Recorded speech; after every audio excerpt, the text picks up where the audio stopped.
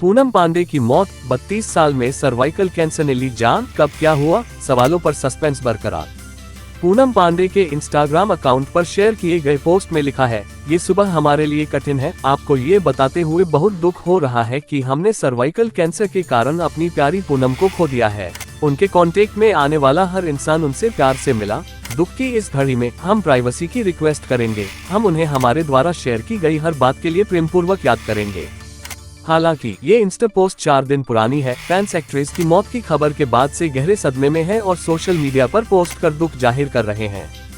विवादों में रहने वाली एक्ट्रेस और मॉडल पूनम पांडे का निधन हो गया है।